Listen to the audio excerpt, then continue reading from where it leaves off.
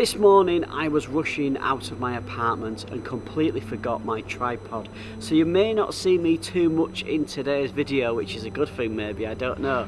But I want to talk about how I remote work while travelling, what kind of work that I do to make a living, to be able to travel around the world.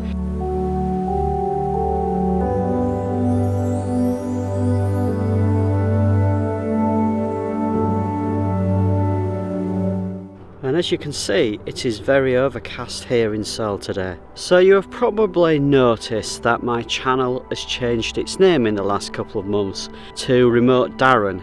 And that is because I want to document what life is like as a remote worker and long-term traveller. I want to really focus on this lifestyle and share more about my life.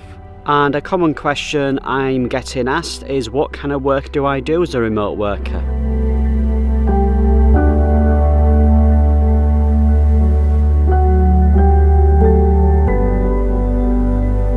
Currently I am a contractor for an American company. I'm a software tester, so I love finding all of those bugs. The developers don't particularly like me because obviously I find all the faults in their work. And I also do some support desk, helping customers with the software. So it's very varied, the role that I do, and I like that because no day is the same. It doesn't become monotonous. Every day is different.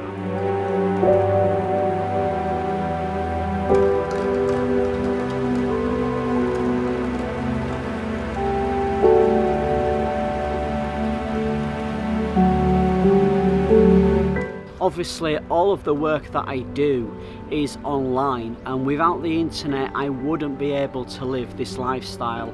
And it blows my mind when I think about how much has changed with the introduction of the internet over the last decade. We all rely on the internet so much nowadays. I didn't think there would be many places that I could put the camera to talk to you all today, but been surprised, didn't even need my tripod.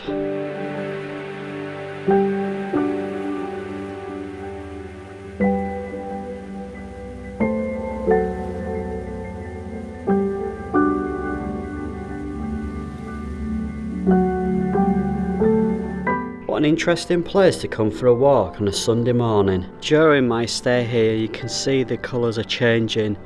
All the leaves are disappearing on the trees. Normally I would stay in one place for a month because I think that gives you enough time to see everything, and I never stay in the city centre, in the tourist areas. I like to experience what it would be like living here as a local, and I think that makes a big difference to the experience and also the cost. It's much cheaper to eat out and accommodation when you're away from the tourist areas. When I move from one place to the next, I always travel at the weekend. Now, that is a little bit more expensive than travelling during the week, but it does mean that I don't have to worry about work. I can just get there and relax and experience the places. When finding places to stay, which is usually on Airbnb, I always ask a series of questions when I'm contacting hosts. The main priority for me is the internet. I don't want the internet to be shared with other apartments if I can help it.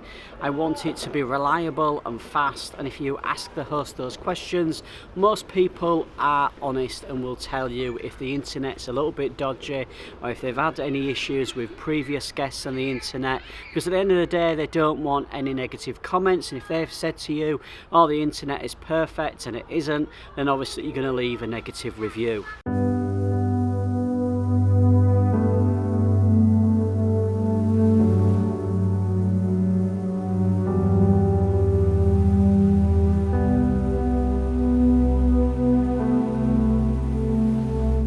My biggest tip I can give anybody looking to be a remote worker is make sure you have savings, because if your contracts or freelancing work dries up, at least you've got some money to fall back on. I do live a pretty frugal life, to be completely honest. I'm always saving up, because if one of my contract finishes, I've got enough money in my savings to last me 18 months if not longer without having to work.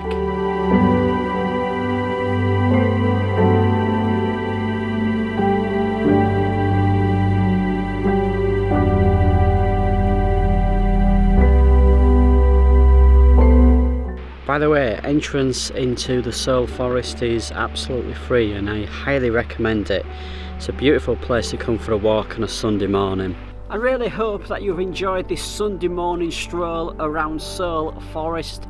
Until my next video, take care of yourselves and travel safe.